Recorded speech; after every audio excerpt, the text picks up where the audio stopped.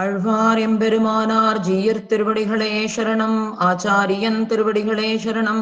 ஸ்ரீமதே ராமானுஜாய நமகா.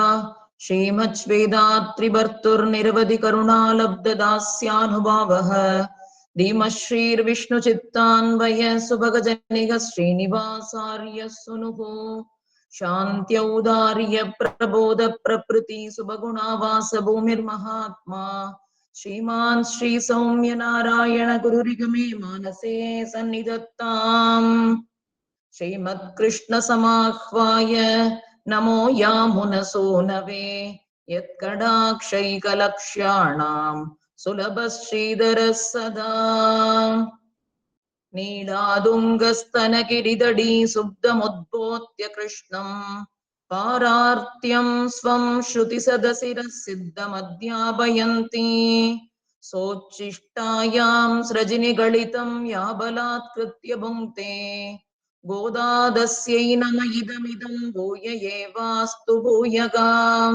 अन्नवयற்புதுவையாண்டாள் அரங்கற்கு பன்னு திருப்பாவை பல்பதியும் இன்னிசையால் பாடிக் கொடுத்தாள் நற்பாமாலை பூமாலை சூடிக் கொடுத்தாளை சொல்லு சூடிக் கொடுத்த சுடர் கொடியே தொல்பாவை பாடி அருளவல்ல பல்வளையாய் நாடினி வேங்கடவர்க்கு என்னை விதி என்ன இம்மாத்தம் நாம் கடவா வண்ணமே நல்கு.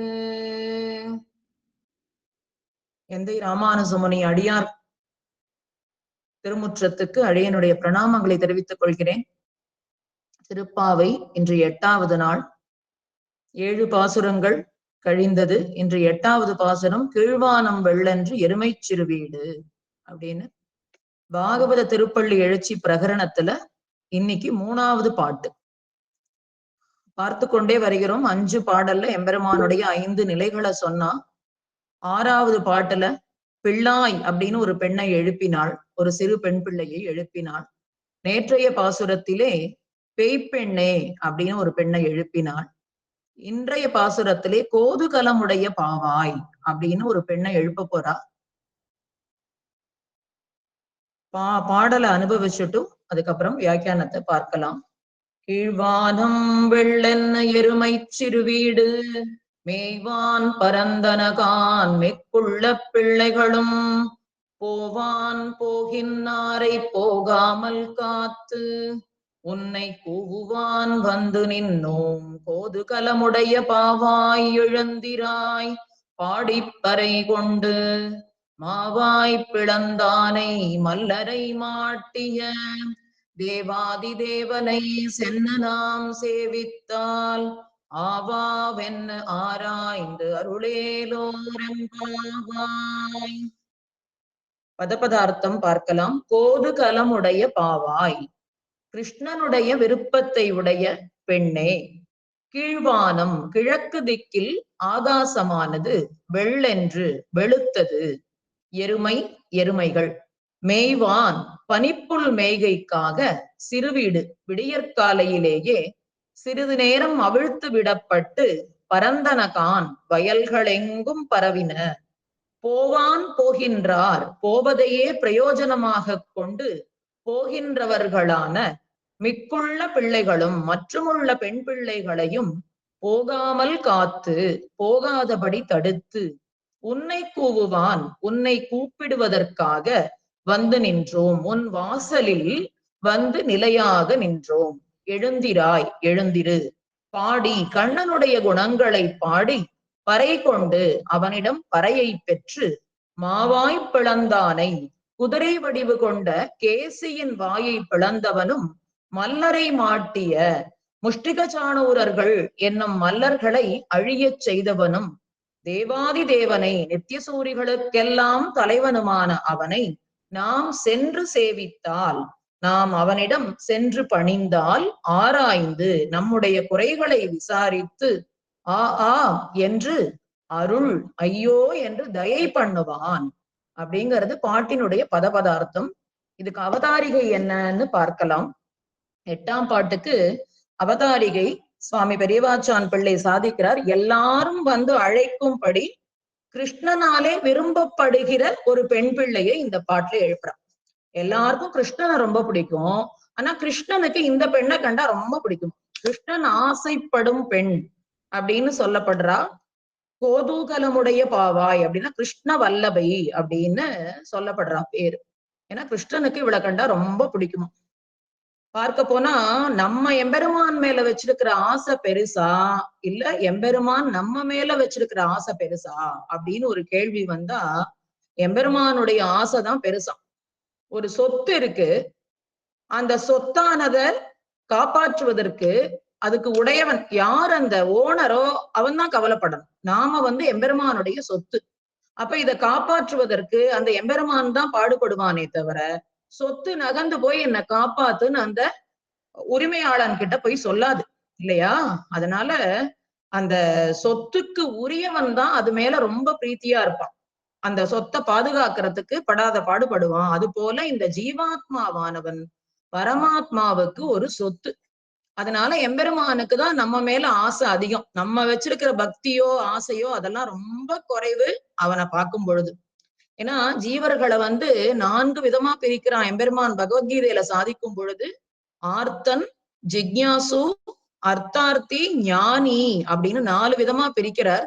ஆர்த்தன்னா துன்பப்படுறவன் தான் ஆர்த்தன். ஜிக்ஞாசு அப்படின்னா எம்பெருமானை அறிய முற்படுபவன் ஜிக்ஞாசு. அர்த்தார்த்தி அப்படின்னா ஐஸ்வர்யம் வேணாம்னு எம்பெருமான்கிட்ட யார் வராளோ அவ அர்த்தார்த்தி. ஞானி அப்படின்னா எம்பெருமான மட்டுமே விரும்புறவன். 4 பேரும் வரா பெருமாள்கிட்ட.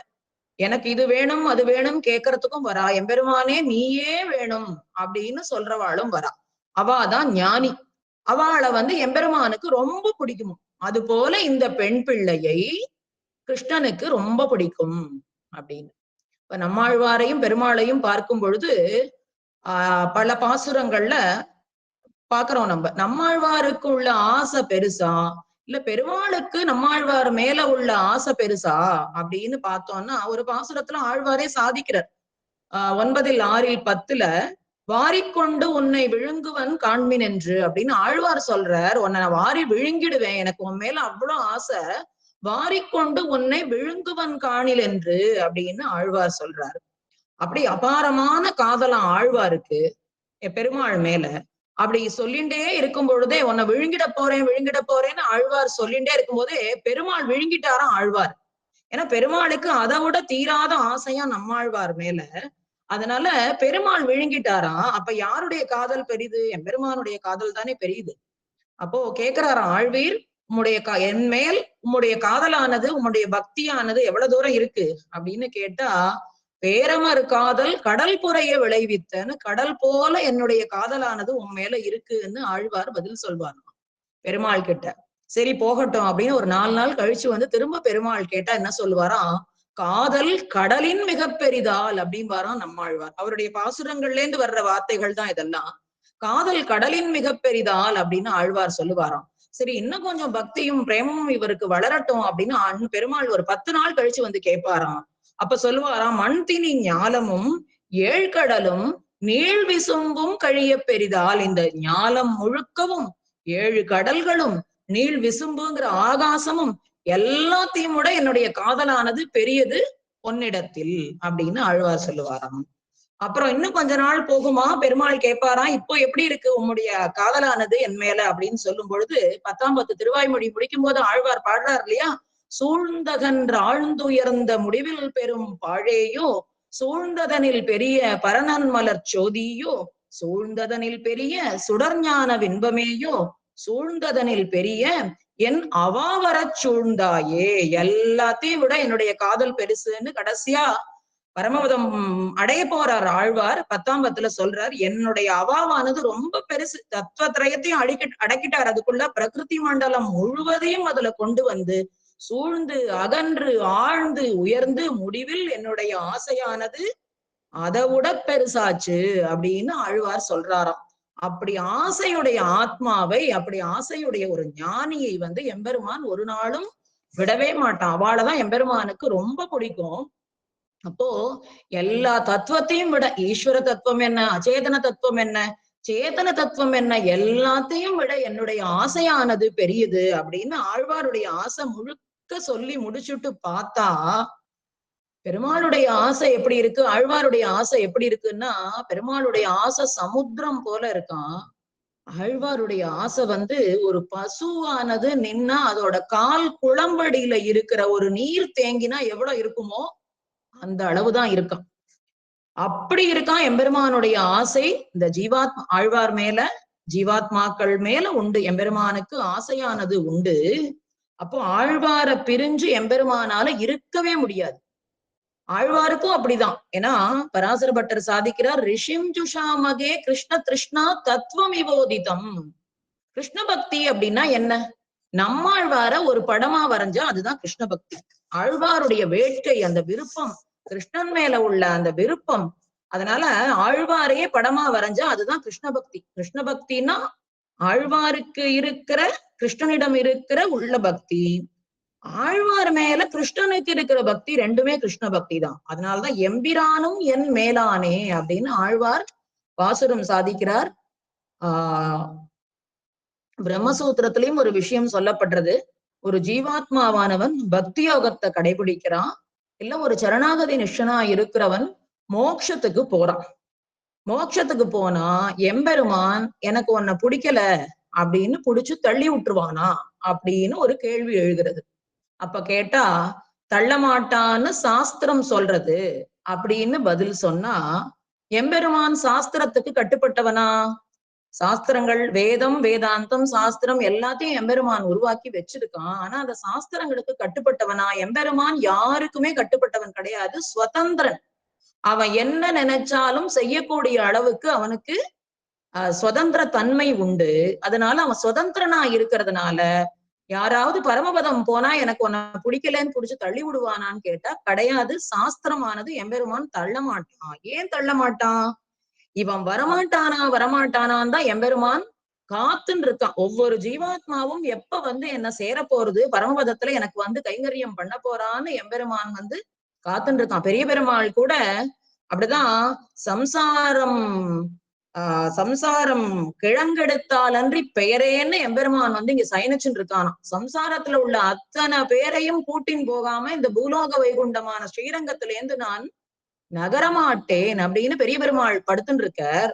அப்படிப்பட்டவன் ஒருத்தர் ரொம்ப பாரிச்சுண்டு எப்ப மோட்சம் கிடைக்கும்னு ஒரு பக்தி யோகம் பண்ணியோ இல்ல சரணாகதி பண்ணியோ எம்பெருமான அடைஞ்சா எம்பெருமான் தள்ளி விட்டுடுவானா அப்படின்னு கேட்டா தள்ளி விடமாட்டான். வாசுதேவ சர்வமிதி ச மகாத்மா ச துர்லபகா அப்படின்னு இந்த மகாத்மா கிடைக்கிறதே ரொம்ப துர்லபமா இருக்கும் பொழுது அவன் நிச்சயமாக தள்ள மாட்டான். எப்ப இந்த ஜீவாத்மா தன்னை சேருவான்னு எம்பெருமான் காத்துன்னு இருக்காராம். அதனால தள்ள மாட்டான். அதனால் நமக்கு அவன் மேலுள்ள ஆசையை விட அவனுக்கு நம்ம மேல உள்ள ஆசைதான் ரொம்ப பெரியது அப்படின்னு காட்டப்படுறது. இவருக்கு நம்மாழ்வாருக்கு மோட்சம் கொடுக்கும் போது அதே திருமேனி, அதாவது இந்த கலியுகத்துல என்ன திருமேனியோட ஆழ்வார் இருந்தாரோ அந்த திருமேனியோடய கூட்டின் போறேன்னு எம்பெருமான் நிக்கிறாராம். அருள் பெறுவார் தம் அடியனேற்குங்கிற பாசுரத்துல சொல்லப்படுறது. அப்போ ஆழ்வார் சொல்றாராம், அது சாஸ்திரத்துல சொல்லப்படலப்பா, இந்த திருமேனியோட நீ கூட்டின் போகக்கூடாது, சுத்தாத்மாவா என்ன கூட்டின் போன்னு சொல்ல எம்பெருமான் நம்மாழ்வார இதே திருமேனியோட அப்படியே கூட்டின் போறேன்னு வாக்குவாதம் பண்றானா ஆழ்வாரோட. ஏன்னா வேர் சூடுவார் மண்பற்று கழற்றாதா போல ஞானியை விக்கிரகத்தோட ஆதரிக்கும் அப்படின்னு ஸ்ரீவச்சன பூஷணத்துல ஒரு சூர்ணிகை உண்டு. அந்த வாசனை, அந்த வேர் சூடுவார் அப்படின்னா வெட்டி வேர்னு சொல்லுவா. அந்த மண் பற்று கழற்றாதா போல மண்ணுல இருந்து எடுத்து அந்த வாசனை போகக்கூடாதுங்கிறதுக்காக அப்படியே சூடுவார்கள், சூட்டிக் கொள்வார்கள். அது போல ஞானியை அந்த விக்கிரகத்தோட அந்த திருமேனியோட ஆழ்வார கூட்டின் போனோம்னு எம்பெருமான் நினைச்சானாம். அப்படி ஒரு ஆசை இந்த ஜீவாத்மா மேல பரமாத்மாவான எம்பெருமானுக்கு அப்படின்னு ஆளவந்தாரும் ஸ்தோத்திர ரத்னத்துல ஒரு நொடி கூட நீ பிரிய விரும்பாதவனாக இருக்கிற ஒரு மகாத்மா என்ன கடாட்சிக்கணும் அப்படின்னு ஸ்தோத்திர ரத்னத்துல ஆளவந்தாரும் சாதிக்கிறார். அப்படிப்பட்ட ஒரு பெண் பிள்ளையைத்தான் இன்னைக்கு எழுப்புறாளாம். இந்த பெண் பிள்ளையை கூட்டின்னு போனா நன்னா இவாளுக்கு கிருஷ்ணனிடத்துல காரியம் நடக்கும். அதனால அப்படிப்பட்ட ஒரு பெண் பிள்ளையை எழுப்புகிறார் கோதுகலமுடைய பாவாய் அப்படின்னு. இப்ப வியாக்கியானத்தை பார்க்கலாம். கீழ்வானம் வெள்ளென்று, ஏன்னா நேத்திக்கு பாட்டுல கீசு என்றெங்கும் மானை சாத்தன்னு அந்த பரத்வாஜ பட்சிகள் எல்லாம் கத்துறது. பெண்கள் எல்லாம் தயிர் கடையரா, அவருடைய ஆபரண ஓசை கேட்கிறது, இதெல்லாம் உனக்கு கேட்கலையா? பரமபதம் வரைக்கும் எட்டிடுத்த இந்த ஒலி உனக்கு கேட்கலையான்னு சொல்லி கேசவனை பாடவும் நீ கேட்டே கிடத்தியோன்னு சொல்லி அந்த பெண் பிள்ளையை எழுப்பி கொண்டு அடுத்த திருமாளிகைக்கு வரா. இந்த பெண்ணும் படுத்து உறங்கின்னு இருக்கா. ஏன்னா நன்னா ஒரு நாயக லட்சணம் உள்ள பெண், கிருஷ்ணனே விரும்புகின்ற ஒரு பெண் பிள்ளை. அப்போ அவ படுத்து உறங்கின்னு இருக்கா. கீழ்வானம் வெள்ளென்று கிழக்கு வெளுத்துருத்தே, நீ இன்னும் உறங்கிக் கொண்டிருக்கிறாயே அப்படின்னு கேக்குறா. போன பாசுரங்கள்ல எல்லாம் கிழக்கு வெளுத்துடுத்து அப்படின்னு நேர சொல்லல. சூரியன் வந்துட்டான் அப்படின்னு சொல்லல போன பாசுரங்கள்ல. இதுல வெளிப்படையா கிழக்கு வெளுத்து விட்டதே, இன்னும் படுத்துன்னு இருக்கியே, எழுந்திரு அப்படின்னு இவள்லாம் சொல்றா. அப்போ அவ சொல்றா, கிழக்கெல்லாம் வெளுக்கலம்மா, உங்களுடைய முகத்துல இருந்து, அதாவது நீங்க ஒரு அந்த திக்க பாக்குறீங்க, கிழக்கு திக்க, உங்க முகத்துல இருந்து பிரகாசம், அந்த பிரகாசம் பட்டு ஒளி அடிக்கிறதாம். ஏன்னா இவள்லாம் திங்கள் திருமுகத்து செய்யுடையார்கள், நல்ல பிரகாசமான முகத்தை உடையவர்கள். அதனால உங்களுடைய முகத்தினுடைய வெளுப்பானது அந்த திசையிலே பட்டு அது என்ன ஆச்சுன்னா கிழக்கு வெளுத்தார் போல உங்களுக்கு தோன்றுகிறது, கிழக்கு வெளுக்கல அப்படிங்கிறான். சூரியன் எப்ப உதிக்க போறான்னு இந்த பெண்கள்லாம் காத்துன்னு இருக்காளாம். அவளுக்கு கிருஷ்ணனை விட்டு பிரிந்த அந்த விரகம் தாங்கல, போய் நோன்பு நோக்கணும், கண்ணனை அடையணும், கைங்கரியம் பண்ணணும்ங்கிற ஆற்றாமையினால இப்படி பண்றா. அதனால கிழக்கு வெளுக்கலமா. திருமங்கை ஆழ்வார் தன்னுடைய பாசுரத்துல சொல்றார், அஞ்சுடர வெய்யோன் அணிநெடுந்தேர் தோன்றானால். திருமங்கை ஆழ்வாருக்கு ராத்திரி வெசனம், எம்பெருமான் விட்டு பிரிஞ்சுடுறான், ராத்திரியா இருக்கு, இனிமே பொழுது விடிஞ்சாதான் வருவான், அஞ்சுடர வெய்யோன் அணி நெடுந்தேர் தோன்றானால், அந்த பிரகாசமான சூரிய கதிர்களை கொண்டு அந்த சூரிய பகவான் எப்பதான் வெளியில வரப்போறானோ அப்படின்னு திருமங்கை ஆழ்வார் எம்பெருமானை பிரிந்த வருத்தத்துல புலம்புறார். அதே மாதிரி நம்மாழ்வாரும் திருவாய்மொழியில ஊரெல்லாம் துஞ்சி உலகெல்லாம் நல்லிருளாய் பாரெல்லாம் உண்டனம் பாம்பனையான் வாரானால்னு அந்த பாசுரத்துல ஊரெல்லாம் தூங்கி போயிடுத்து, இந்த என்னுடைய மனம் கவர்ந்த அந்த ஆதிசேஷ படுக்கையிலே சைனச்சின் இருக்கிற அந்த எம்பெருமான் எப்ப வரப்போறானோ அப்படின்னு நம்மாழ்வாரும் புலம்புறார். அது போல இந்த பெண்கள் எல்லாம் கிருஷ்ணனை காணணுங்கிறதுனால பொழுது விடைஞ்செடுத்தோன்னு வந்து நிக்கிறான்னு அந்த பொண்ணு சொல்றா. நீங்க அந்த திக்க பார்த்ததுனால உங்க முகத்துல உள்ள ஒளிப்பட்டு அது வெளுத்தது மாதிரி தெரியும். ஏன்னா இது வந்து சொல்லவும் அவ சொல்றா, திங்கள் திருமுகத்து சேழியார்கள் அப்படின்னு சொல்ல அவ சொல்றா, இது அந்யதா ஞானம். ரெண்டு ஞானத்தை பத்தி சொல்லப்பட்டிருக்கு இதுல. அந்யதா ஞானம், விபரீத ஞானம் அப்படின்னு. அதாவது ஒரு சங்கு எடுத்துட்டோம்னா அது வந்து வெண்மையா இருக்கு, வெள்ளை கலர்ல இருக்கும். ஒருத்தர் அந்த சங்க பாக்குறார், அது சங்குன்னு ஒத்துக்கிறார், ஆனா அதோடைய நிறமானது மஞ்சள் அப்படின்னு சொன்னா அது அந்யதா ஞானம் அப்படின்னு அர்த்தம். இந்த பெண்கள் வந்திருக்கா, இவ இருட்டு அதாவது கிழக்கு வெளுத்துதுன்னு இவ சொல்றா. ஆனா அந்த பெண்ணு சொல்றா, உங்க ஒளிபட்டு அந்த திசையே பளிச்சுன்னு இருக்கு அப்படின்னு சொல்றதுனால இது அந்யதா ஞானம் அப்படின்னு சொல்லப்படுறது. வேற ஏதாவது அடையாளம் உண்டா அப்படின்னு கேட்க இவா சொல்றா, எருமை சிறுவீடு மேய்வான் பரந்தனகான் அப்படின்னு சொல்றா. இந்த எருமைகள் எல்லாம் சிறுவீடு மேயுமா. எருமைகள்லாம் கொஞ்சம் காலையில கொஞ்சம் சோம்பலாதான் இருக்கும். அதனால அத வந்து என்ன பண்ணுவா, வீட்டிலேயே பின்னாடி தோட்டம் இருக்கும், சின்ன புல்வெளி இருக்கும், அந்த இடத்துல முதல்ல மேய விடுவா. அதுதான் சிறுவீடு. வீட்டுக்குள்ளேயே தோட்டத்துல மேய விட்டா அது சிறுவீடு. அப்புறம் நன்னா பொழுது விடிஞ்ச அப்புறம் வெளியில வயல்வெளிகள்ல கொண்டு போய் அதை மேய விட்டா அது பெருவீடு அப்படின்னு சொல்லப்படுறது. பனிப்புல் மேயறதுக்காக காலையிலேயே விட்டுடுறா. அது வயல்ல அந்த பின்னாடி இருக்கிற வயல்ல போய் முழுசா எல்லாம் மேய்ஞ்சுன்னு இருக்கு அப்படின்னு சொல்ல இவள் கேக்குறா, ஆஹ் எருமை எப்படி மேயும்? கண்ணன் வந்து பசுமாடு தானே மேய்ப்பான் அப்படின்னு சொல்ல இவ சொல்றா, நந்தகோபருக்கு முத்திரமும் உண்டே. முத்திரம் அப்படின்னா பசு, எருமை, ஆடு, இந்த செல்வங்கள் எல்லாமே நந்தகோபர்ட்ட உண்டு அப்படின்னு சொல்றா. அப்போ அதுக்கு பின்னாடி கிருஷ்ணன் போயிட்டான்னு வச்சுக்கோ, பசுக்களை மேய்க்கிறதுக்காக அவன் போயிட்டானா நாம நோக்குற நோன்பே பலன் இல்லாம போயிடும். அதனால அவனை போய் அடையணும்னா நீ சீக்கிரம் எழுந்திருக்கணும், எழுந்திருந்துவான்னு சொல்றான். சரி, இப்ப அந்யதா ஞானம் பார்த்தோம். அடுத்தது விபரீத ஞானம்னு அடுத்தது சொல்லப்படுறது. உங்க முகத்துல உள்ள ஒளிய கண்டு இருள் என்ன பண்றது, அப்படியே கொத்து கொத்தா இருளானது அப்படியே மறைஞ்சு போறது அப்படின்னு சொல்றா. அடுத்தது என்ன அடையாளம் பொழுது விடுந்ததுக்குன்னு கேட்கும் பொழுது எருமை சிறுவீடு மேய்வான் பரந்தனகான்னு சொல்றாவோ, எருமை எல்லாம் சிறுவீடு மேயலமா, உங்க முகத்தினுடைய ஒளியானது பட்டு அந்த இருட்டானது இப்படி கொழு கொழு நல்லா குண்டு குண்டா என்ன பண்றதா அப்படி விலகி விலகி விலகி போறது. அது எருமை கருப்பா இருக்கும். அந்த இருளும் விலகி போறதுனால உங்களுக்கு அது பார்த்தா எருமை சிறுவீடு மேயற மாதிரி இருக்கு. இது உங்களுடைய விபரீத ஞானம் அப்படிங்கிறா. இப்ப நம்மளையே எடுத்துட்டோம்னா, இந்த ஜீவாத்மாவானவன் எம்பெருமானுக்கு சேஷப்பட்டவன், அடிமை அப்படிங்கிறத புரிஞ்சுக்கணும். பகவத் சேஷபூதன் இந்த ஆத்மாங்கிறத புரிஞ்சுக்கணும். அது புரியாமல் இதர சேஷப்பட்டவன் எம்பெருமான தவிர வேற யாருக்கோ நாம் சேஷப்பட்டவர்கள், நாம் அடிமைப்பட்டவர்கள் அப்படின்னு நம்ம புரிஞ்சுண்டா, சேஷன்னு சேஷப்பட்டவர்கள்னு தெரியும். ஆனா எம்பெருமானுக்கு இல்லாத வேற யாருக்கும் அடிமைப்பட்டவர்கள்னு தெரிஞ்சா அது அந்நிதா ஞானம். சரியா? இப்போ இந்த ஆத்மா, தேகமே ஆத்மா. அடுத்த விஷயம் விபரீத ஞானம். தேகம் வேறு, ஆத்மா வேறு. ஏன்னா நம்ம பரமபதம் போகும்போது இந்த ஸ்தூல சரீரத்தை தொலைச்சுடுவோம், நம்மளுடைய ஆத்மாதான் பரமபதத்துக்கு போகும். சூஷ்ம சரீரத்தை எடுத்துண்டு அந்த ஆத்மா போய் விரஜையில நீராடி அதுக்கப்புறம் திவ்ய சரீரம் கிடைச்சு ஆத்மாதான் போகுமே தவிர இந்த உடம்பானது போகாது. அப்ப தேகமே ஆத்மாங்கிறது தவறு. அப்போ இந்த ஆத்மா என்ன நினைச்சுக்கிறான், இந்த தேகம்தான் ஆத்மா, நான்கிறது இந்த ஆத்மாதான் அப்படின்னு நினைச்சுக்கிறான். அது கிடையாது. அது விபரீத ஞானம். தன்மைய, ஒரு பொருளினுடைய தன்மைய வெள்ளைய மஞ்சள்னு புரிஞ்சுண்டா, நான் எம்பெருமானுக்கு சேஷப்பட்டவன்கிறத வேற யாருக்கோ சேஷப்பட்டவன்னு புரிஞ்சுண்டா அது அந்நியதா ஞானம். விபரீத ஞானம்னா இந்த தேகத்தையே ஆத்மாவா நினைக்கிறது, ஒரு பொருளையே வேறு ஒரு பொருளாக நினைக்கிறது விபரீத ஞானம். இப்ப என்ன சொல்றா, இந்த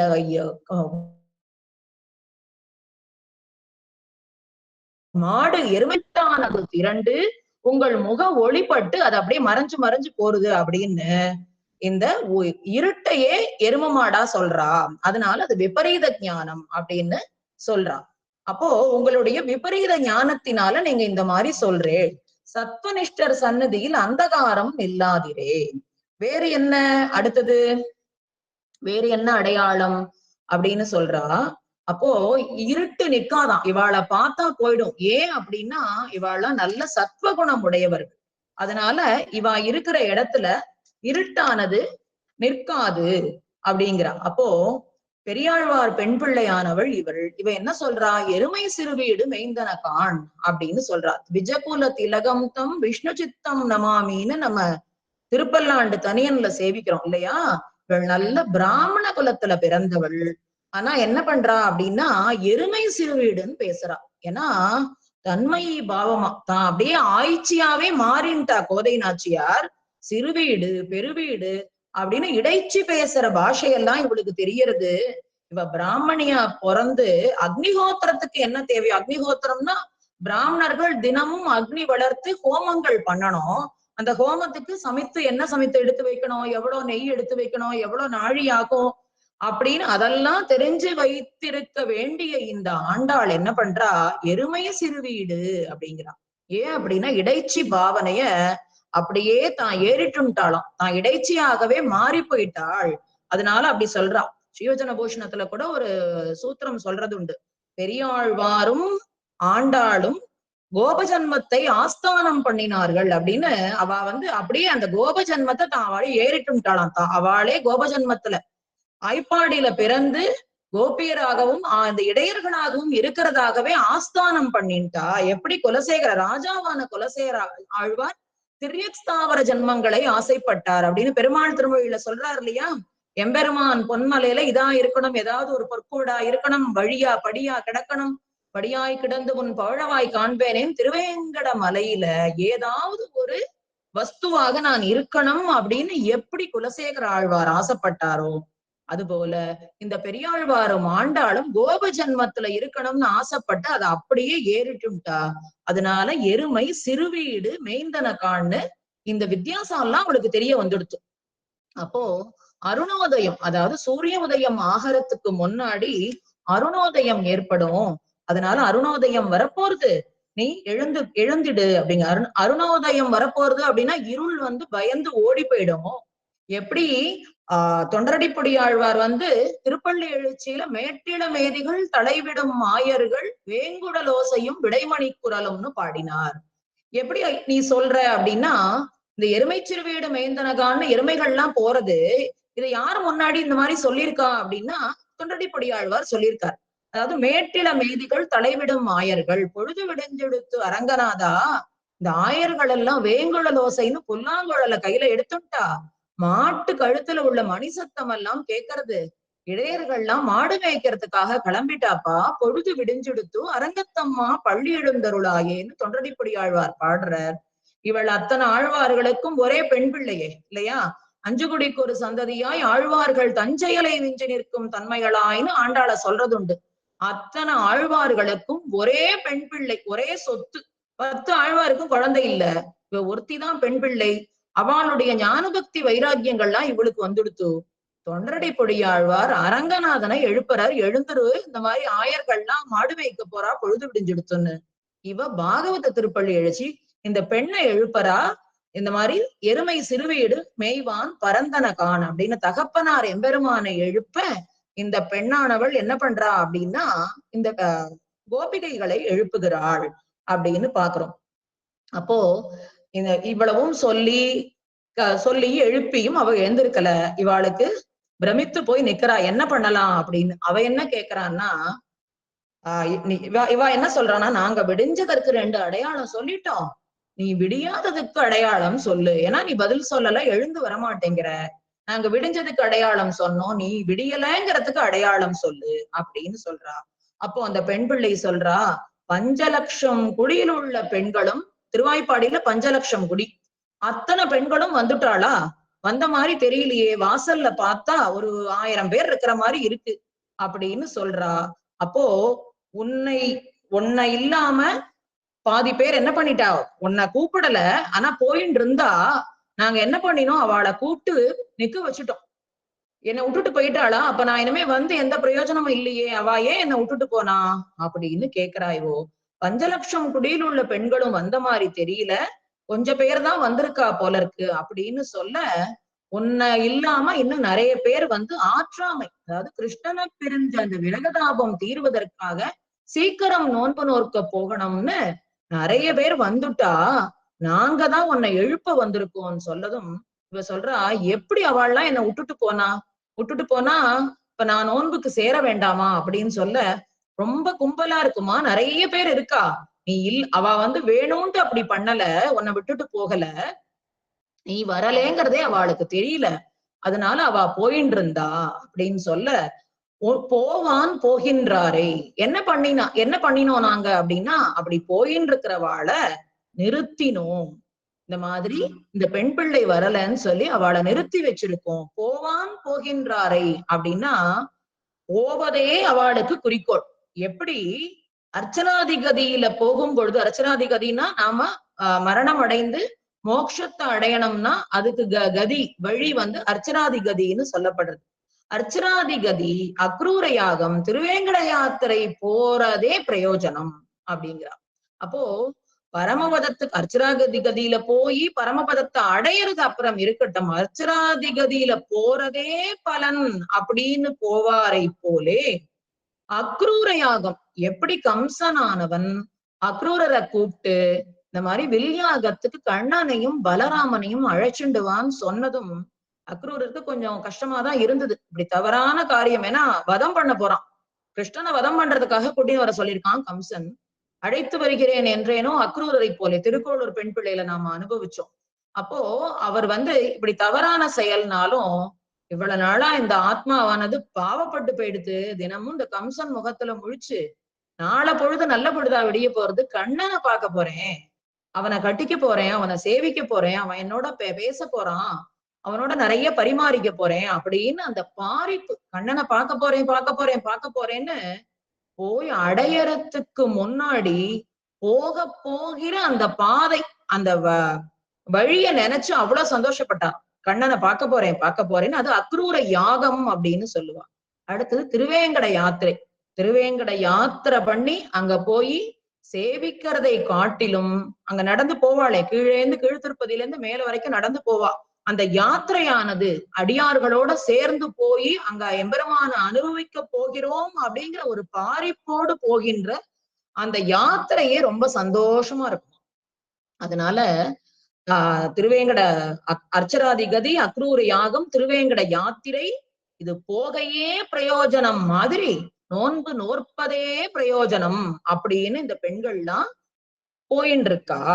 அப்ப அவள்லாம் போயிட்டான்னா நான் என்ன பண்றது அப்படின்னு இவ கேட்க, இல்ல நாங்க என்ன பண்ணினோம் அவளை நிறுத்தி இருக்கோம் அப்படின்னு செய்யாதன செய்யோம்னு ஒரு பாகவதரையும் விட்டுட்டு போகவே கூடாது. அதனால அவளை நிறுத்தி இருக்கிறோம் அப்படின்னு சொல்றா. ஒரு நிமிஷம்.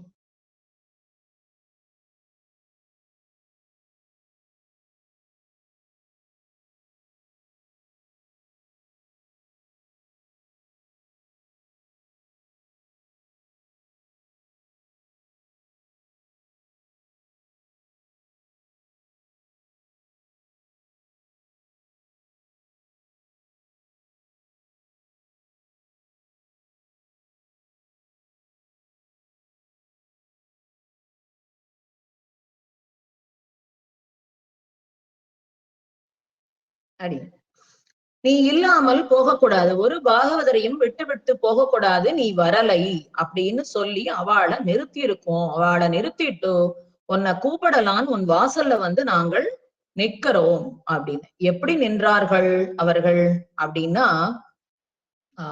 விபீஷ்ண ஆழ்வான் லங்கைய விட்டுட்டு ராமனை சரணடையணும்னு வந்தப்போ உடனே உள்ள வந்து ராமனை சரணாகதி பண்ண முடியல, ராமனோடு பேச முடியல. சுக்ரீவாதிகள் மூலமாகத்தான் அவர் உள்ள வந்தார். முதல்ல சுக்ரீவன் போய் எல்லாம் கேட்டுட்டு வந்துட்டு சேர்த்துக்க கூடாதுன்னு ராமர் இடத்துல விவாதம் பண்ணினார். ஏன்னா சீதையை கவர்ந்து சென்ற அந்த ராவணனுடைய தம்பி இவன் என்ன நோக்கத்தோடு வந்திருக்கான்னு தெரியல அப்படின்னு அவள்லாம் கலந்து பேசி ஒரு முடிவு பண்ணிட்டுதான் விபீஷ்ணனை உள்ள கூப்பிட்டுண்டா. ஆனாலும் அவள்லாம் ராம் எதுக்கு பயந்தா அப்படின்னா, இந்த விபீஷ்ணன் வந்து தனியாதான் வந்திருக்கான், நம்ம இத்தனை பேர் இருக்கோம், ஒண்ணும் பண்ணிட முடியாது. இருந்தாலும் எம்பெருமானுக்கு ராமனுக்கு ஏதாவது நடந்துட்டா அப்புறம் நம்மெல்லாம் இருக்கவே மாட்டோம் உயிரோட அப்படின்னு ராமன் மேல மிகுந்த பரிவு காட்டினாலும், அத பார்த்துட்டு இந்த மாதிரி இடத்துல எம்பெருமானுக்கு என்ன நேர்ந்துடுமோ அப்படின்னு நினைக்கிற இந்த இடத்துல இவா விரட்டினா கூட போகக்கூடாதுன்னு விபீஷ்ணனானவன் என்னை எப்படி நின்னானா ரொம்ப உறுதியா நின்னான். அங்கேருந்து நகராம எப்படி இருந்தாலும் ராமனை அடைஞ்சுடுவோம் அப்படின்னு ரொம்ப உறுதியா நின்னா. அது போல இந்த பெண்கள் எல்லாம் இந்த பெண்ணுக்காக காத்துட்டு இருக்காளாம், ரொம்ப உறுதியோடு நின்னுட்டு இருக்கா அப்படின்னு சொல்றா. அப்போ பஞ்சலட்சம் குடியில் உள்ள பிள்ளைகள் எல்லாரும் வந்துட்டா, ஆனா உனக்காக காத்துன்னு இருக்கா அப்படிங்கிறா. போவான் போகின்னாரை போகாமல் காத்து உன்னை கூவான் வந்து நின்றோம், உன்னை கூப்பிடுறதுக்காக நாங்க வந்து நின்னுட்டு இருக்கோமா அப்படின்னு சொல்றா.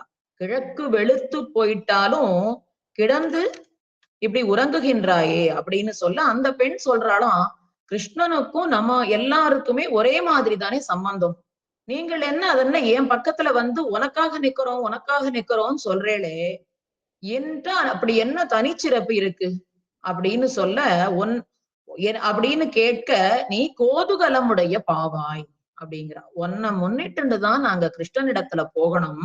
ஏன்னா கிருஷ்ண விஷயீகாரம் கிடைக்கணும் அப்படின்னா உன்ன மாதிரி ஒருத்தி இருந்தாதான் எங்களுக்கு கிடைக்கும்.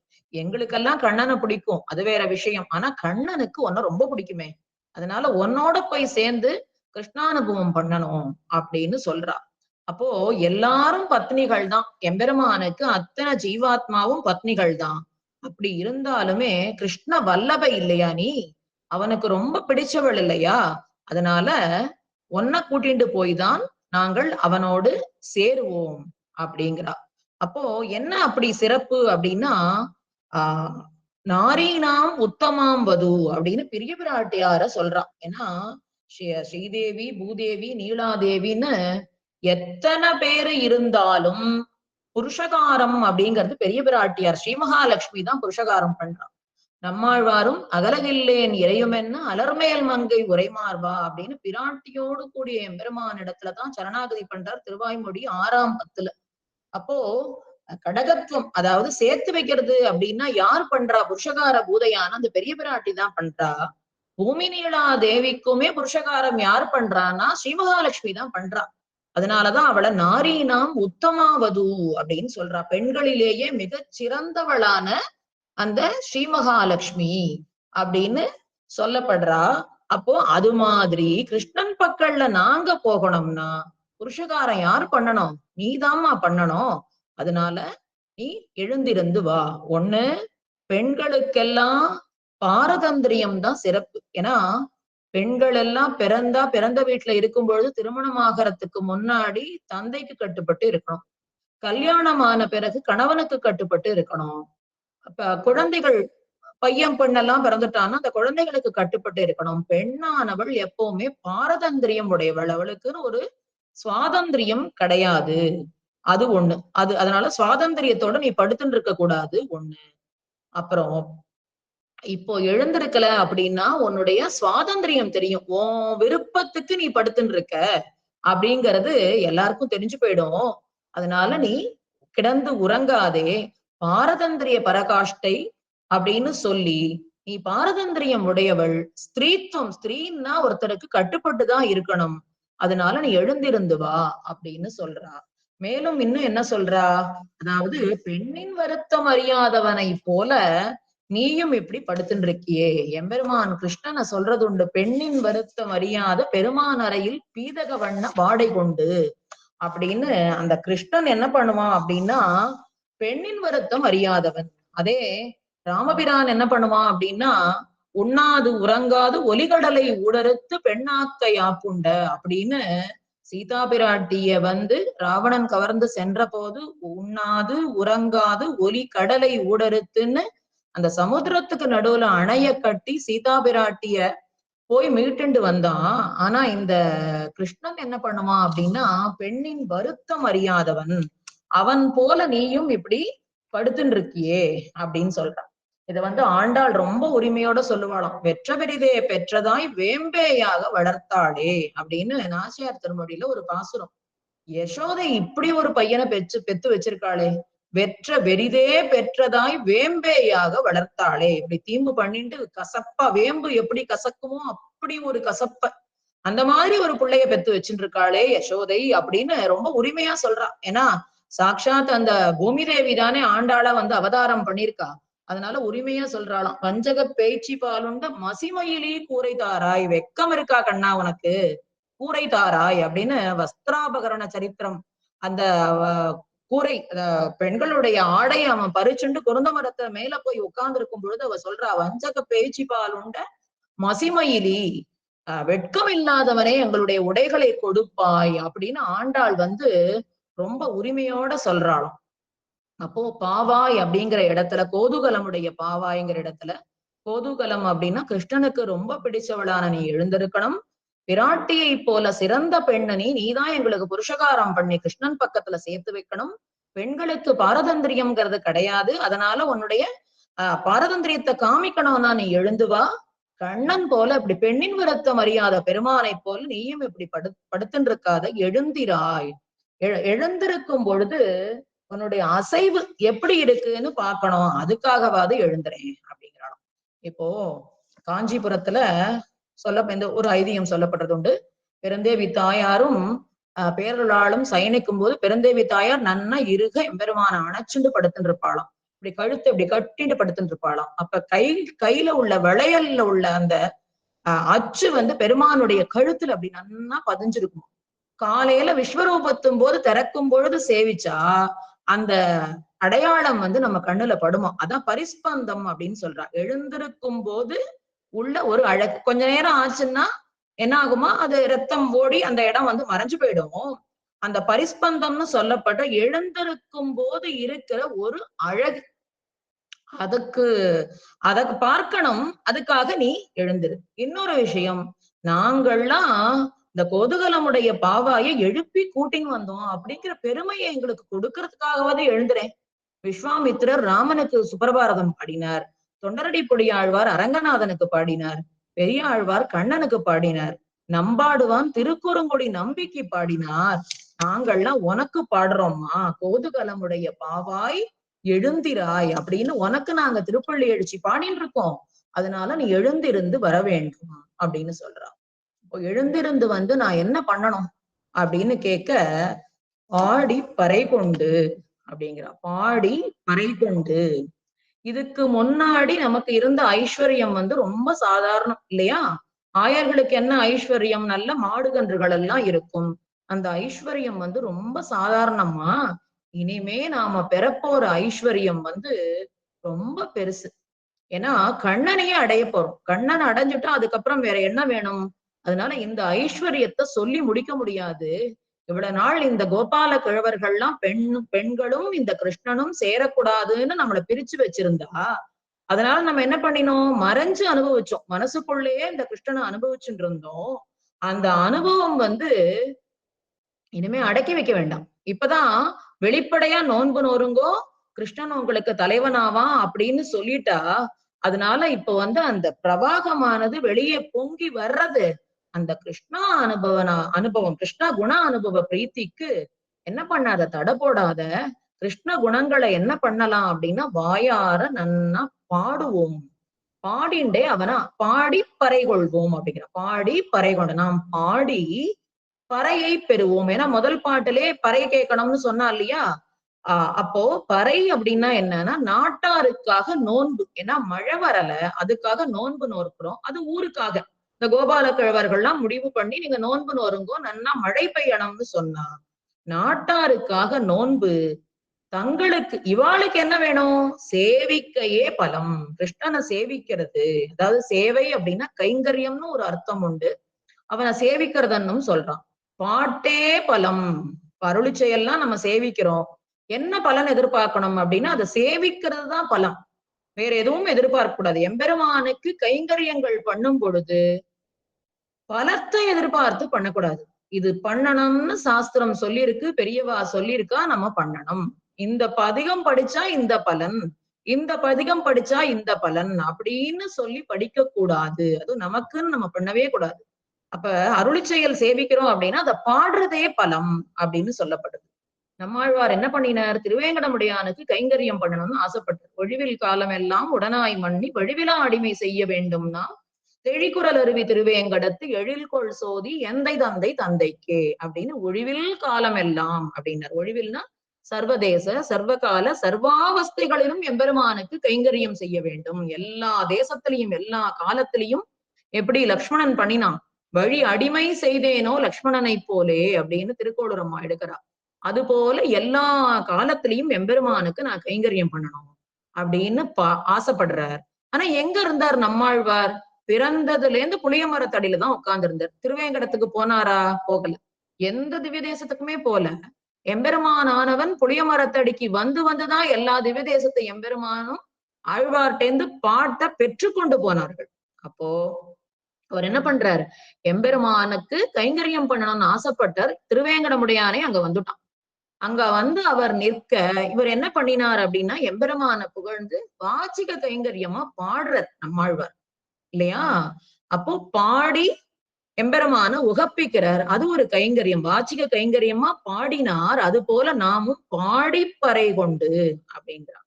பாடணும்னா எதை பத்தி பாடணும் அப்படின்னு அவ கேட்க, மாவாய் பிளந்தானை மல்லரை மாட்டிய அப்படின்னு கிருஷ்ணனுடைய வீர சரிதங்களை எல்லாம் பாடுவோம் அப்படிங்கிறோம். மாவாய் பிளந்தானை அப்படின்னா நேத்திக்கே கேசவ நாமத்தை அனுபவிச்சோம் நம்ம. அந்த நாமம் எப்படி வந்தது எம்பெருமானுக்கு? கேசி அப்படிங்கிற ஒரு குதிரை வடிவுல ஒரு அரக்கன் வந்தான். எல்லா அரக்கரையும் விட அவன் தான் ரொம்ப கொடுமையானவன். கேசி வதம் வந்து ரொம்ப குரூரமா சொல்லப்பட்டிருக்கு. ஏன்னா ரொம்ப பலம் வாய்ந்த ஒரு அசுரனா அந்த கேசி குதிரை வடிவத்துல வந்தான். முக்காலமும் உணர்ந்த ஞானியான நாரதர் என்ன பண்ணினார்னா அலறி அடிச்சுட்டு ஓடி வந்தாராம். இந்த குழந்தை கிருஷ்ணன் அந்த கேசி வாயில கையை விட்டுட்டானே, என்ன நடக்க போறதோ தெரியல, முடிந்தோம் நாம் முடிந்தோம் அப்படின்னு நம்ம எல்லாம் முடிஞ்சு போனோம் அப்படின்னு பயந்து நடுங்கினாரா நாரதர். முக்காலமும் உணர்ந்தவர், எம்பெருமான பத்தி நன்னா தெரிஞ்சவர், அவரே பயந்தாராம். அப்படிப்பட்ட கேசியை வாய பிளந்து எம்பெருமான் என்ன பண்ணினான் அப்படின்னா வதம் பண்ணினான். அதனால கேசவன்கிற திருநாமம் ஏற்பட்டது. நேதிக்கு பார்த்தோம். கேசவனை பாடவும் நீ கேட்டே கிடத்தியோ. அப்ப அந்த கேசவனை பாடணும் அப்படின்னு சொல்லி மாவாய் பிளந்தானைன்னு சொல்லி மல்லரை மாட்டிய மல்லர்கள்னா முஷ்டிக சாணூரர்கள்.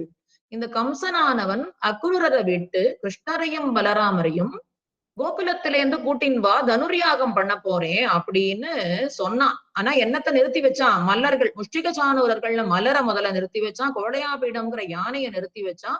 எப்படியாவது இந்த கிருஷ்ணனையும் பலராமனையும் என்ன பண்ணிடணும்?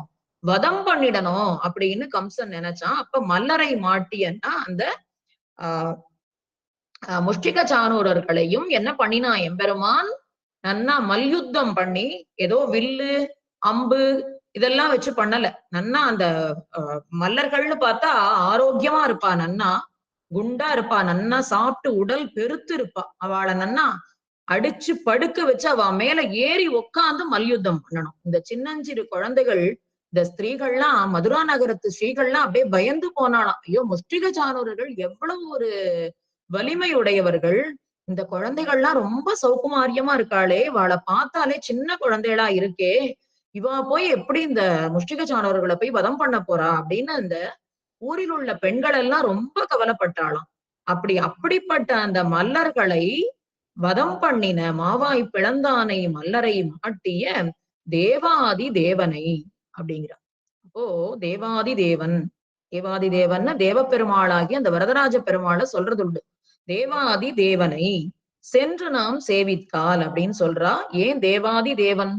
மனிதர்க்கு தேவர் போல தேவர்க்கும் தேவாவோ அப்படின்னு ஆழ்வார் சொல்றார். மனிதர்களுக்கெல்லாம் எப்படி தேவர்கள் உயர்ந்தவரோ அந்த தேவர்களுக்கும் தேவர், தேவர்க்கும் தேவாவோ அப்படிங்கிறார். ஜாதோசி தேவதேவேஷுன்னு இந்த பிரமாணம் முன்னாடி பாடல கூட நம்ம பார்த்தோம். எம்பெருமான் தேவதேவனாக வந்து பிறந்திருக்கிறான் அப்படின்னு. அயர்வரும் அமரர்கள் அதிபதியானவன், அயர்வரும் அமரர்கள் அதிபதி தான் தேவதேவன். முதல் பாட்டு திருவாய்மொழியில உயர்வர உயர்நலம் உடையவன் எவனவன், மயர்வர மதிநலம் அருளினன் எவனவன், அயர்வரும் அமரர்கள் அதிபதி எவனவன், துயரரு சுடரடி தொழுதழு என் மனநேங்கிறதுல தேவப்பெருமாளைத்தான் சொல்லுவா. அப்படி தேவதேவனமாக எழுந்தருளி இருக்கும் அயர்வரும் அமரர்களுடைய நெத்திசூரிகளுக்கெல்லாம் தலைவனாக இருக்கின்ற அந்த எம்பெருமான் தேவதேவனை பாடுவோம். அவன் ரொம்ப மேன்மையுடையவன். மதுரையில போய் குவலையாபீடத்தை முடிச்சு முஷ்டிக சாணூரர்கள் எல்லாம் அழிச்சுட்டு படைவீடுன்னா ராஜதானி, மதுரா தானே ராஜதானி. அங்க போய் என்ன பண்றான்? மதுரை ஸ்ரீகளோட பழக்கம் ஏற்பட்டுருத்து இவனுக்கு. நம்மளாம் இடக்கை வழக்கை தெரியாத ஆய்ச்சியர்கள், நம்மளெல்லாம் மறந்துடுவானோ? அங்க போய் அந்த நகரஸ்ரீகளை எல்லாம் பார்த்து அவள்லாம் இவனுக்கு கைங்கரியம் பண்ணுவா. அதனால ரொம்ப பெரியவன், ரொம்ப மேன்மையுடையவன். இந்த இடக்கை வழக்கை தெரியாத நம் பக்கல்ல வருவானா அப்படின்னு இந்த ஆய்ச்சிகள்லாம் கேட்கிறானாம். அப்படிப்பட்ட தேவாதி தேவன். நித்தியசூரிகள் தொழுகிறார்கள். இங்க நம்மளை விட்டுட்டு போய் அங்க இருக்க அந்த மதுரை பெண்கள்லாம் கைங்கரியம் பண்ண போறா. அதனால தேவாதி தேவன், அப்படிப்பட்ட தேவாதி தேவனை அவனமே திரும்ப வருவானா? ஆனா எம்பெருமான் வரல. அக்ரூரர் வந்து கூட்டிண்டு மதுரைக்கு போன பிறகு கோகுலத்தை எம்பெருமான் எட்டியே பார்க்கல. அதுக்கப்புறம் இந்த ஆய்ப்பெண்களை வந்து எம்பெருமான் சந்திச்சதா சரித்திரம் இல்லை. அப்படிப்பட்டவனை சென்று நாம் சேவித்தால் விரகம் தின்ற இந்த குறைக்கொள்ளியான நம் சரீரம் அப்படிங்கிறா. எம்பெருமானை விட்டு தலைவனை விட்டு தலைவி பிரிஞ்சான்னா பசலை நோய் கண்டுடுவோம்னு சொல்லுவான். அது மாதிரி எம்பெருமானை விட்டு பிரிஞ்ச அந்த விரகமானது இவா எப்படி இருக்கா அப்படின்னா, அந்த காலத்துல எல்லாம் விறகடுப்பு பத்த வைப்பா. இப்ப விறகடுப்பு பத்த வச்சா வேலை முடிஞ்சு போச்சுன்னா சில விறகுகள்லாம் எரிஞ்சு பாதியில இருக்கும், கொரக்கொள்ளின்னு சொல்லுவா. அப்போ அந்த கொரக்கொள்ளியை எடுத்து வச்சு மறுநாள் திரும்ப அதை உபயோகப்படுத்துவா. அது மாதிரி இருக்கா இவாளோட சரீரமானது. விரகம் தின்று இவனை அடைய முடியாத ஒரு கவலையில இழைச்சு போய் அப்படி கொரக்கொள்ளி மாதிரி இருக்கிற நம்முடைய சரீரத்தை பார்த்தா அவன் ரொம்ப வருத்தப்படுவான். அதனால அவன் வருவது பிராப்தமா இருக்க நாம் போய் அவனை சேருவோம் அப்படிங்கிறான். ஏன்னா நம்ம போய் அவனை சேர்ந்தா அவனுக்கு ரொம்ப வருத்தமா இருக்கும். எம்பெருமான் தான் நம்மளை வந்து அடையணும். நம்ம அவனை அடையறதுக்கு முற்பட்டு ஏதோ ஒரு காரியத்தை நம்ம பண்ணினோம்னா அவன் ரொம்ப வருத்தப்படுவான். இது ஏற்கனவே பார்த்தோம். இந்த தண்டகாரண்யத்துல போய் சேர்ந்த பொழுது ரிஷிகள் எல்லாம் வந்து ராமனிடத்துல மிகவும் பிரார்த்தித்தார்கள். இங்க அசுரர்களுடைய தொந்தரவு நிறைய இருக்கு. ஒரு ரிஷிக்கு கை இருக்காதான், ஒருத்தருக்கு கால் இருக்காதான், ஒருத்தருக்கு கண் இருக்காதான். அந்த அசுரர்கள்லாம் அவளை வந்து ரொம்ப தொந்தரவு பண்ணி ரொம்ப ஹிம்சை பண்ணிடுவா அந்த மாதிரி. அதனால அந்த ரிஷிகள்லாம் தண்டகாரண்யத்துக்கு ராமன் போன உடனே வந்து சந்திக்கிறான். அப்ப ராமன் ரொம்ப வருத்தப்படுறான். நான் வந்து உங்களுடைய குறைய கேட்டு அதை தீர்க்க வேண்டி இருக்க, இப்படி நீங்களே வந்து என்னிடத்துல சொல்லும்படி ஆயிடுத்தே அப்படின்னு இதே மாதிரி இந்த பெண்கள் சொல்றா. மேனியோட அவனை சென்று அப்படிங்கிறான். அவனை போய் அணுகி அவனை சேவித்தாள் அப்படின்னு, சென்று சேவித்தாள் அப்படிங்கிறான். ஆழ்வார் அப்படிதான், நம்மாழ்வார் வந்து ஆஹ் இந்த பெண்களை போல விரகம் நிறைய பதிகங்கள்ல பார்க்கலாம். அப்படி விரகம் தன்னை வாட்ட எம்பெருமான் எப்ப வருவார் எப்ப வருவார்னு காத்துன்னு இருப்பாளாம். எப்பவுமே அந்த சுவாமி தான் வந்து சொத்தை அடையணமே தவிர, அவதாரிகையில பார்த்ததுதான், சுவாமியானவன் சொத்தை தேடி வரணுமே தவிர சொத்து ஆனது அந்த சுவாமியை தேடி போகாது. அதனால அப்படி நாம் போனோமானால் அந்த மாதிரி சென்று அவனை சேவித்தால், நம்ம மாதிரி மாறி நம்ம போய் அவனை சேவித்தால் ஆவாவென்று ஆராய்ந்து அருளும். அப்ப என்ன சொல்லுவான், என்னால உங்களுக்கு பேரு அப்படின்னு இருக்க வேண்டி இருக்க, நான் இருக்கிற இடத்துக்கு நீங்களே வந்துட்டேளே இப்படி அப்படின்னு. இப்ப உற்சவங்கள் நடக்கிறது, பிரணய பிரணயரோஷ உற்சவம், அதாவது பங்குனி உத்திரத்தும் போது நம்பெருமாள் தான் பிராட்டியினுடைய சந்நிதிக்கு போவாரே தவிர பிராட்டி பெருமாளுடைய சந்நிதிக்கு வரமாட்டா. ஜீவாத்மாவான அந்த பிராட்டிய போய் யாரு சேர்றான்னா பரமாத்மா தான் சேர்றான். அது போலதான் நம்மளும். அதனால இந்த மாதிரி நாம் வந்து அவனுடைய இடத்துக்கு போனோம்னா அவன் ரொம்ப இறங்கி ரொம்ப கருணையினால என்ன பண்ணுவான், இப்படி உங்களை தவிக்க விட்டுட்டேனே அப்படின்னு ரொம்ப வருத்தப்படுவான். ஆனா பிரணயித்துவம் போனாலும் அந்த காதலானது போனாலும் ஆர்த்த ரக்ஷணம் அப்படின்னு அடியார ரட்சிக்கிற அந்த செயலை அவன் ஒரு நாளும் விடவே மாட்டான் அப்படிங்கிறான். ஏன்னா சீத்தை வந்து சிறந்த தர்மம் எது எம்பெருமானே சொல்லுன்னு ராமன் கிட்ட கேட்கும் போது ஆன்று சம்சயம் பரோதர்மகா அப்படின்னு உபதேசம் பண்றான். கருணை தான் உலகத்துல சிறந்த தர்மம் அப்படின்னு அவன் சொல்லியிருக்கான். அவன் சொன்னதை அவனே அனுஷ்டிக்காம இருப்பானா? போன அவதாரத்துல சொன்னானோ இல்லையோ, ஆண்டு சம்சயம் பரோதர்மகா அப்படின்னு கருணை தான் சிறந்த தர்மம்னு சொன்னவன் அவன் அதை அனுஷ்டிக்காம போக மாட்டான். அதனால என்ன பண்ணணும் அப்படின்னா, மாவாய் பிளந்தானை மல்லரை மாட்டிய தேவாதி தேவனை சென்று நாம் சேவித்தால் ஆ ஆ ஆகா, நீங்க வந்துட்டேளா என்ன தேடி, நான் வரணும் உங்களை பாக்குறதுக்கு, உங்களுக்கு அனுகிரகம் பண்றதுக்கு நான் வரணும் அவாவென்று ஆராய்ந்து அப்படின்னு அவன் நாம் வந்த காரியத்தை ஆராய்ந்து அருள் அப்படின்னு நமக்கு அனுகிரகம் பண்ணுவான். அதனால கோதுகலமுடைய பாவாய் நீ எழுந்திராய், நாம் போய் எம்பெருமானை பாடி அவனை அடைவோம் அப்படின்னு கோதுகலமுடைய பாவையை எழுப்புவதாக இந்த பாட்டு. அதாவது கீழ்வானம் வெள்ளன்று எருமை சிறுவீடு மெய்வான் பரந்தனகான் மெக்குள்ள பிள்ளைகளும் போவான் போகின்னாரை போகாமல் காத்து உன்னை கூவுவான் வந்து நின்றோம். கோதுகலமுடைய பாவாய் எழுந்திராய் பாடிப் பறைகொண்டு மாவாய்ப் பிளந்தானை மல்லரை மாட்டிய தேவாதி தேவனை சென்று நாம் சேவித்தால் ஆவாவென்னு ஆராய்ந்து அருளேலோ ரெம்பாவாய் அப்படின்னு இந்த பெண் பிள்ளையை எழுப்பிக் கொண்டு அடுத்த திருமாளிகைக்கு செல்கிறார்கள். ஸ்ரீமத்யை விஷ்ணு சித்தாரிய மனோநந்தன ஹேதவே நந்தநந்தன சுந்தரியை கோதாயை நித்தியமங்கலம். ஆச்சாரியன் திருவடிகளே சரணம். பெரியவாச்சான் பிள்ளை திருவடிகளே சரணம். ஸ்ரீமதே ராமானுஜாய நமகா.